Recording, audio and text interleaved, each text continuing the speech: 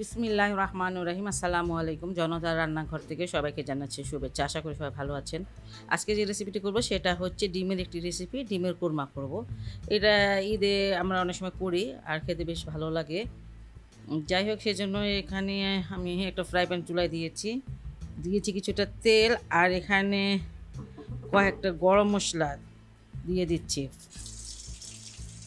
এখানে আছে যেমন 3-4টা দারচিনি, এলাচ দানা 3টা, 4টা লং আর ছোটো ছোটো 2টা তেজপাতা একটু ফোড়ন দিয়ে নিলাম। তেলটা এটাতে একটু বেশি লাগে তেল, বা আপনারা ঘিও রান্না করতে পারেন, ঘি দিয়েও খুব ভালো হয়। আমি দিব ঘি, কিন্তু একটু পরে দেব।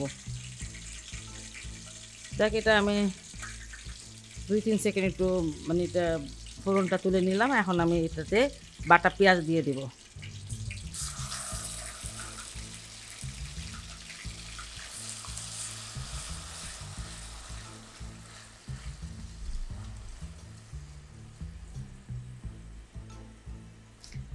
এখানে আমি বড় বড় 4টা পেঁয়াজ এটা বেটে নিয়েছি, ব্লেন্ড করে নিয়েছি আর কি।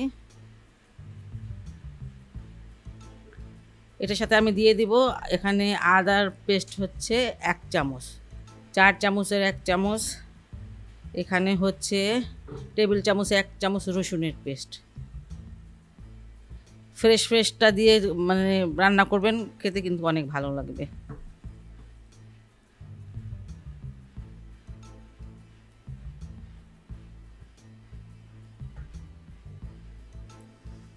ধনিয়ার পেস্ট 1 চামচ, আর এখানে জিরার পেস্ট দিচ্ছি 1/2 চামচ। এই মশলাই দিব, আর কোনো মশলা লাগবে না। মশলাটা খুব ভালো করে কষিয়ে নিতে হবে যাতে পেঁয়াজের গন্ধটা চলে যায়।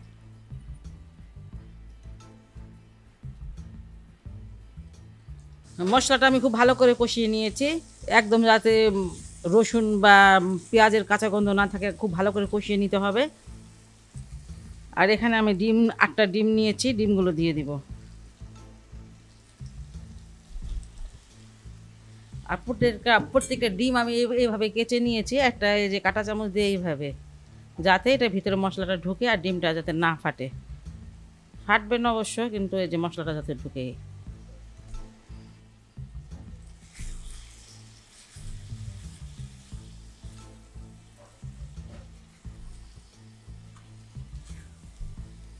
আমি কিন্তু লবণ দিই নেই, এখন আমি লবণ দিয়ে দিচ্ছি। 1 চামচ দিলাম, আর একটু বেশি দিলাম।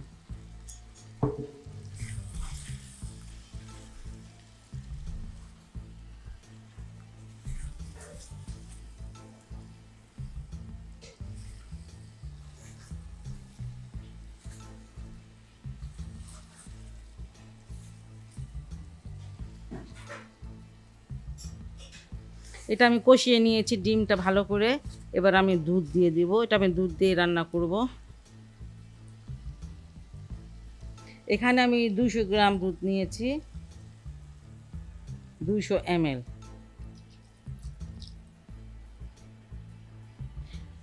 এটা নর্মাল গরুর দুধ।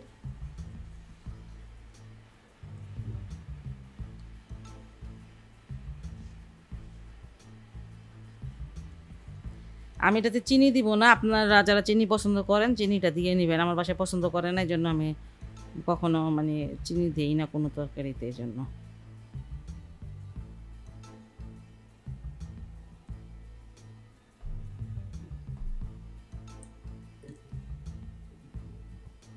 এই ক্ষেত্রে আমি মরিচ কতগুলো দিয়ে দিচ্ছি, 8-10টা মরিচ দিয়ে দিচ্ছি একটু ঝালের জন্য।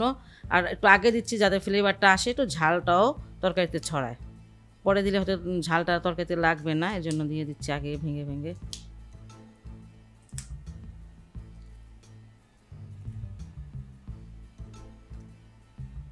এবার এটা আমি ঢেকে দিব। এটা সিদ্ধ হওয়ার কিছু নাই, ডিম সিদ্ধ হয়েছে, মশলাটা ডিমের ভিতরে ঢুকবে এই।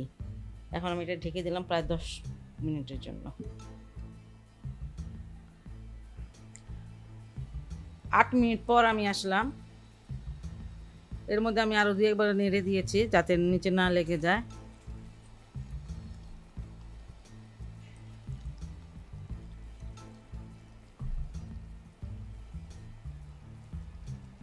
একটা ডিম সিদ্ধ করার সময় নষ্ট হয়ে গেছিলো, ওটাও দিয়ে দিয়েছি, যাই হোক ভেঙে গেছিলো। এবার আমি এখানে দিয়ে দিচ্ছি ঘি। ঘিটা নিজের মতন করে দিবেন। এখানে প্রায় 2 চামচের মতন ঘি আছে। ঘিটা দিলে একটা ফ্লেভারটা খুব ভালো আসে। 10 মিনিট বলেছিলাম, 8 মিনিট পর আসলাম, আবার এগুলো দিয়ে 2 মিনিট রাখবো, তাহলে আমার 10 মিনিট পুরো হয়ে যাবে। আর এখানে পেঁয়াজ বেরেস্তা আছে প্রায় 3টা মতন পেঁয়াজ আমি বেরেস্তা করে নিয়েছি এখানে, সেটা দিয়ে দিচ্ছি।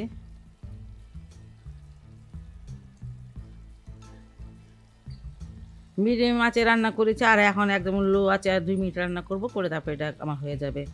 খুব সহজে মজাদার রেসিপি। ডিম তো এমনিই খাই সবাই, এভাবে একটু খেয়ে দেখবেন, ভালো লাগবে। ডিমের কুরমা আমার মনে হয় সবাই খাবেন না কেন, কারণ পোলাওটা করলে পরে ডিমের কুরমাটাও করা লাগে, আমার বাসায় করা লাগে আর কি। খুব ভালো একটি রেসিপি, বাসায় এগুলো অবশ্যই ট্রাই করবেন।